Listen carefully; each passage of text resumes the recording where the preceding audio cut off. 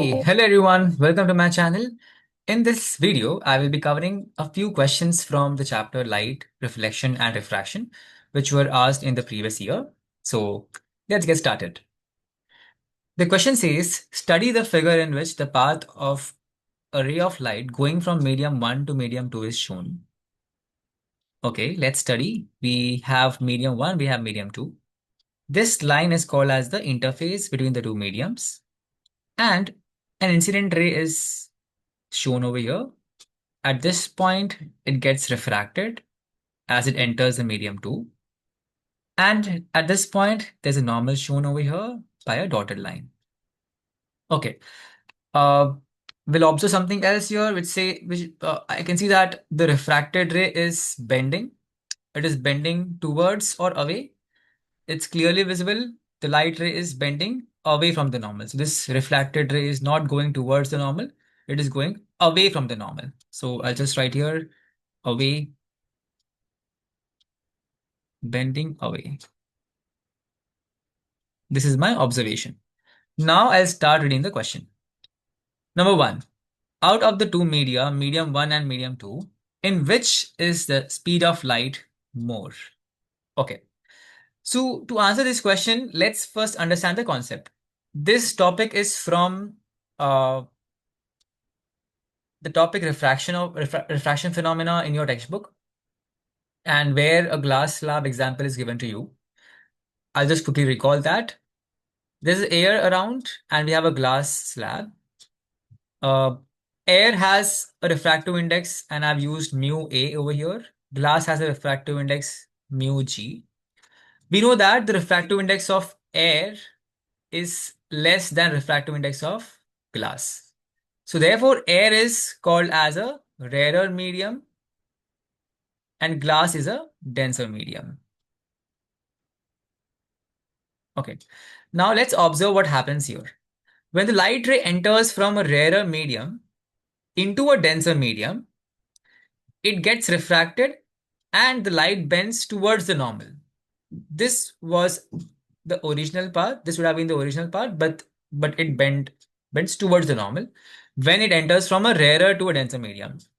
And when it goes from a denser medium to a rarer medium, I can see that the light ray is getting bent away from the normal. So from denser to rarer, the light bends away from the normal. So looking at this and understanding the concept, we'll get to know that since the light ray in this figure is bending away from the normal, it is definitely going from a denser medium to a rarer medium. So denser medium will have a greater or more refractive index than medium 2. So I'll write here refractive index of medium 1 will be greater than the refractive index of 2. Okay, this is what we have achieved. Now, the question is asking in which is the speed of light more? Okay, we know that speed of light is inversely proportional to the refractive index, which means if the refractive index is more or greater, speed of light will be lesser. Out of this two, mu2 is less than mu1. So velocity or the speed of light in medium 2 will be greater than speed of light in medium 1. So that answers our first question, that the speed of light in medium 2 is greater than the speed of light in medium 1. Question number 2. State reason of bending of the refracted ray away from the normal. Okay, why does the light bend away from the normal? And the simple answer for this is, as the light moves from a denser medium to a rarer medium, the speed of light changes and hence the light bends away from the normal. This is a very simple answer and definitely you'll get a full marks for this. The third question is express refractive index of medium 2 with respect to medium 1 in terms of speed of light in the two media. Okay, to answer this question, you'll have to assume some symbols. So I'll just say let V1 is speed of light in medium 1. V2 is speed of light in medium 2.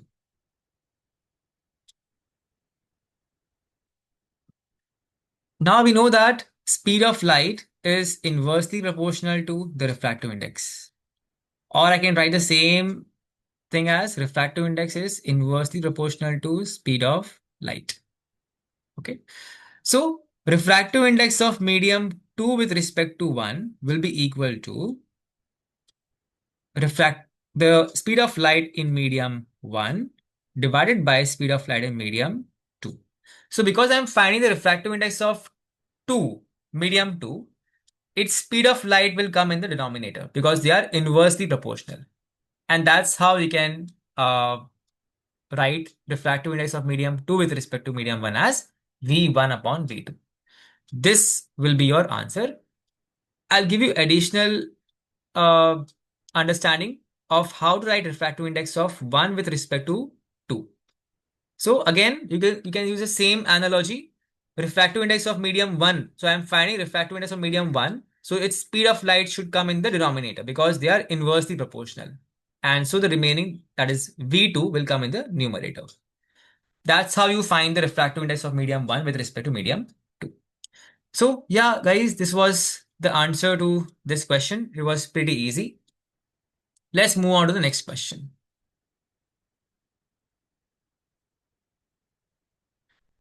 A student placed a candle flame at different distances from a convex lens and focused its image on a screen. He recorded his observation in tabular form as given below.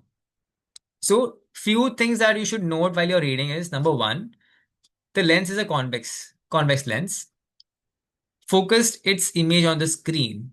So we know that convex lens forms real image. So the image will be found on the screen for some cases. There is one exception. He records his observation in the tabular form. Okay, so he has recorded the distance of the flame from the lens. So this is nothing but the value of u, and this is the values of v, right? The object distance and the image distance. Okay, let's now read the questions. Analyze the observation table and on the basis of your analysis only, answer the following questions without doing any calculation. So we are not supposed to do any calculation. No lens formula is required here. No calculation is required here. Only observe and write your answer with a reason. The first question says, what is the focal length of the convex lens used? Okay, we have to find the focal length of the convex lens. Give reason to justify your answer. Okay, so whenever the question is around the focus or the focal length, look for the cases when the object is placed at the center of curvature or to f1. So let me draw quickly a convex lens and I'll show you a case when an object is placed at 2f1. So this is the principal axis. This is the optical center. Here it's this f1. This is f2 f1. This is f2. This is 2f2.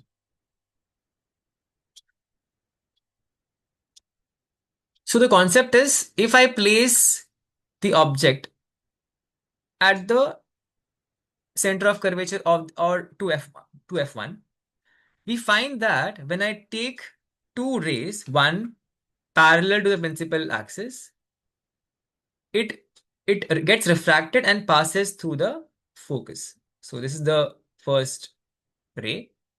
When I take a parallel ray, it goes through the focus, okay, on the other side. The second ray is when I pass the ray through the optical center, it goes without any deviation. So this is the other ray. And you will observe that the image is formed exactly at 2f2. at 2f2. So you should see that in both the cases, when I place the object at 2f1, the image is formed at 2f2. And since it's is not mentioned that the two curvatures are different, because in as per your syllabus, these two curvatures has to be same. So 2f1 and 2f2, they are at the same distance from the optical center. Now you know that focal length is what? It is half of the center of half of the radius of the curvature. That is, f1 can be found out by simply dividing this distance. And you have to look in the table where the object distance and the image distance, they both are same. So let's look at the numbers. Okay, so I can see that minus 30 and 30. The distance is the same. I know that object is negative 30 because it's on the left, and image is formed on the right, so it's plus 30. But the distances from the optical center are same. So I can consider this as this particular case when the object is placed at 2f1, image is formed at 2f2. Therefore, half of this will give me the focal length. So therefore, focal length equals to 30 upon 2, which is 15 centimeter. So the focal length is 15 centimeter. That's it. So we answered the first question. Next one, which one of the sets of observation is not correct and why? Okay, so we know that uh, for all the cases except one, we get a real image in case of a convex lens. That is, when you place the object beyond 2f1 or at 2f1 or between 2f1 and f1 or at f1, in all these cases we get a real image. There is one case when we get a virtual image, that is when we place the object between f1 and the optical center. I'll just show you that case.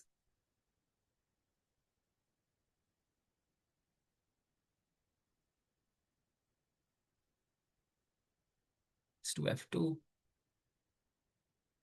Okay, let me place the object at between f1 and optical center. So when I place the object between f1 and the optical center, first I'll take the ray which is parallel to the principal axis and gets refracted passing through the focus. And the other ray will be this ray that is passing through the optical center. And it won't get refracted. It'll go straight. We can see that these two rays are never going to meet on the right side, right? They are going away. But as you extend them backwards, we see that they meet somewhere. And this is our image. And hence it is a virtual image. So you should know this, that when the object is placed between the focus and the optical center, the image is formed on the same side as the object and it is virtual. If you look at the observations made by the student, minus 12. So minus 12 basically is less than the focal length. Focal length was 15 centimeter. So this is 15. This is 15 centimeter, right? So my object is at minus 12, which means it is between focus and the optical center. So definitely my image distance should be negative because the image is formed on the same side of the object because it's a virtual image. But the observation says plus 120. So as per this records or the observation, the image is formed on the right at 120, which is not possible because the object is placed between our focus and the optical center. So image has to be virtual and formed on the same side as the object, should be negative. It is positive. So this is an incorrect reading. That's how you will justify your answer. So, okay, moving on to the next question. Draw ray diagram to show image formation for any correct set of observation. All right, so you can draw the easiest one, which is this one. When the object is placed at -30, that I just drawn earlier, and the image is formed as +30, that is 2f2. Okay, this was the another question that we have solved. Another simple question. If you know where, uh, if you know all the cases, where is object placed, where is the image formed in case of convex lens, you can definitely answer this question. Okay, guys. Uh, this is it for the current video. In the next video, I'll come up with more questions. If you have any questions, doubts, please add in the comment section. I'll answer them in the next video. Until then, see you. Have a great day.